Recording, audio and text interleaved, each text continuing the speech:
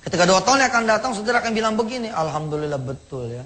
Kalau nggak dikasih kesusahan, saya nggak mungkin lebih akrab dengan suami saya. Saya mungkin nggak lebih harmonis dengan istri saya. Kalau saya nggak dikasih kesusahan, ya Allah, barangkali benar juga ya. Saya nggak akan pernah ketemu anak saya selama-lamanya, abadan abada. Bisa begitu.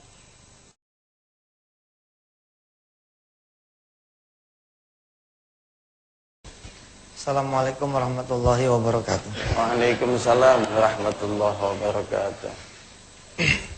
Banyak orang yang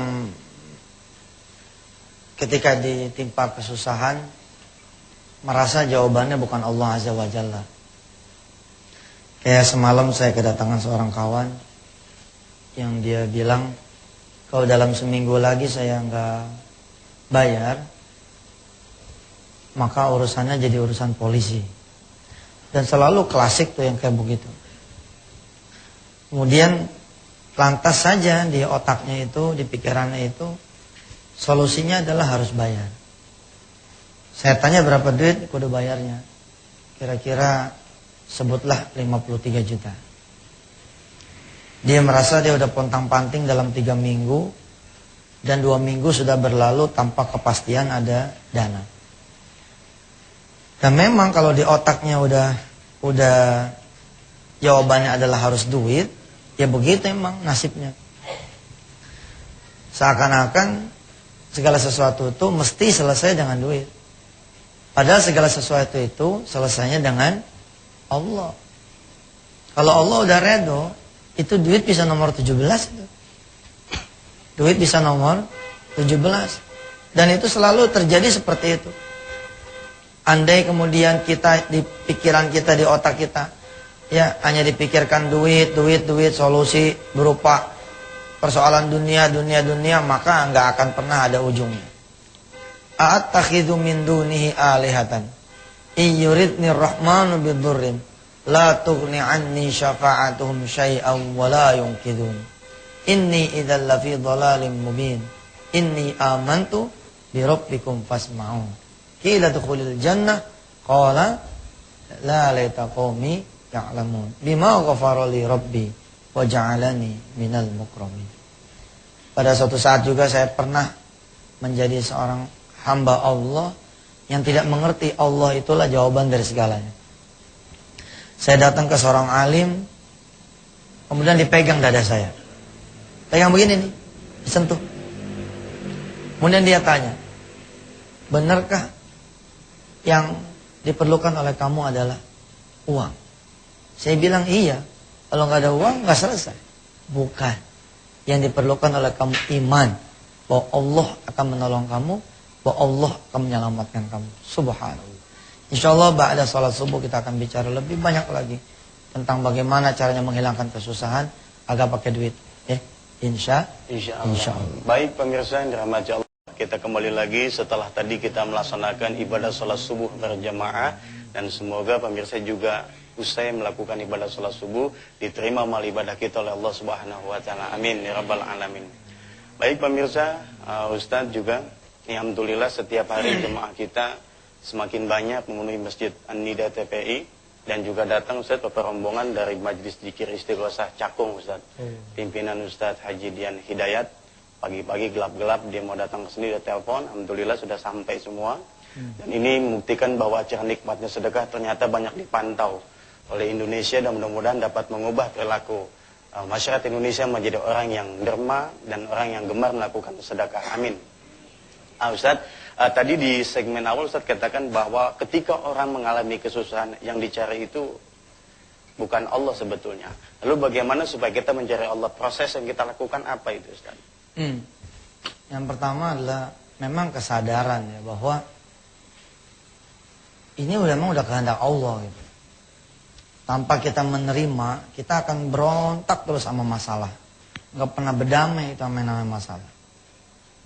Sebenarnya ketika kita terima kenyataan ya emang kita lagi nganggur mau diapain, itu sebenarnya bukan sesuatu kalimat yang jelek juga gitu. Ya mau diapain, mau kita lagi nganggur, kalau nganggur memang begitu ya itu bagus itu kalimat gitu. Sakit emang dirasa sakit, ini mau diapain lagi gitu. Semakin kita berontak, wah semakin kita meronta-ronta. Tapi begitu kita berdamai, kita dibawa tidur kan. Ya memang bangun sakit lagi, namanya juga bangun sakit lagi, ya tidur aja lagi. Ya tapi semakin betul-betul kita berontak, nggak akan ketemu solusinya. Apa kata Allah di dalam surah Al-Insan misalkan?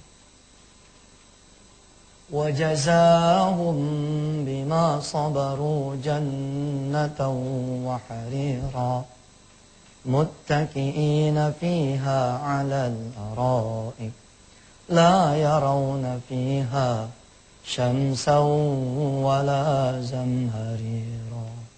Kalau kita sabar ya, kita nggak akan ngelihat matahari yang panas gitu.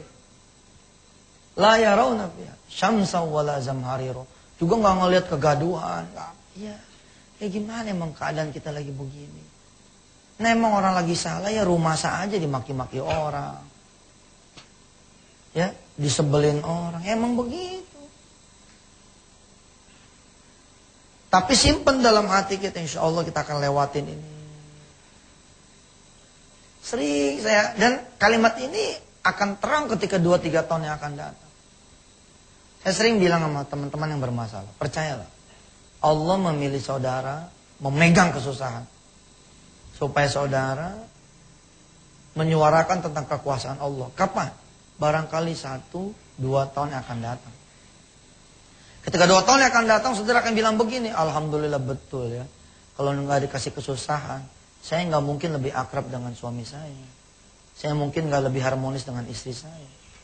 Kalau saya nggak dikasih kesusahan ya Allah, barangkali benar juga ya. Saya nggak akan pernah ketemu anak saya selama-lamanya, abadan abadan. Bisa begitu. Allah telah memilih saudara, ya, menerima kesenangan, berbagilah. Allah juga telah memilih saudara menerima kesusahan, bersabarlah. Bersedekahlah dengan kesabaran kita itu. Kita dikasih kesabaran untuk menerima masalah enteng.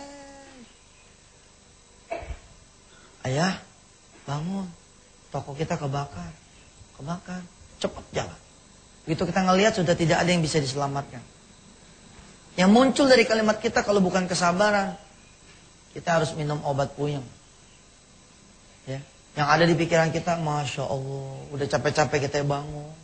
Tapi kalau orang-orang yang sabar, orang yang ikhlas, orang yang penuh syukur, begitu ngeliat tokonya kebakar, dia peluk istrinya. Dibisikkan kalimat kepada istrinya, nggak apa-apa mah. Kita punya anak dari kecil sampai dia kuliah, dari kita punya toko. Kalau sampai segini doang nih perjalanan toko kita, ya nggak apa-apa juga lah. Kita punya anak udah gede. Orang lain mah tokonya kebakar, anaknya di dalam. Kita punya toko kebakar, anak kita di luar, udah pada gede. Insya Allah kita duduk lagi, kita duha lagi. Barangkali kita udah lama ninggalin duha. Kita sholat malam lagi sama anak-anak kita. Mudah-mudahan anak-anak kita nanti yang akan bangunin kita toko. Subhanallah. Saudara punya rumah, kemudian wayahnya harus disita oleh bank. Apa iya itu punya saudara? Bukan. Udah syukur lo dipinjemin sama Allah. Dari belum punya rumah sampai dikasih ngontrak. Dari ngontrak sampai punya. Lah punya juga hitungannya bertahun-tahun kita pakai. Kalau disuruh nulis di antara 2 kertas, tulis maksiat kalian, tulis anugerah Allah. Rasanya lebih banyak maksiat kita sama Allah. Dikasih rumah, nggak ada ngajinya tuh di rumah. Dikasih rumah, nggak masuk tuh anak yatim di situ. Bertahun-tahun. Allah apa marah? Allah marahnya baru hari itu doang gitu. Itu juga bukan karena marah, Allah kasihan. Kalau terlalu lama kamu di rumah yang ini, nggak dikasih ingat bahwa Allah itu ada, kalian yang akan berumah dengan rumah neraka nanti. Itu rumah disita oleh bank, kita sujud. Ya Rabb, kalau emang rumah ini adalah bentuk pengampunan dari Engkau, dan Kau ambil rumah ini, maka ambillah bersama dosa-dosaku di dalam rumah ini ya Allah. Kita sering berantem sama istri di situ barangkali. Kita sering ngomel nggak keruan sama anak barangkali. Anak minta diajarin ngaji, kita mengelak. Anak minta diajarin begini, kita nggak mau. Terus bikin dosa.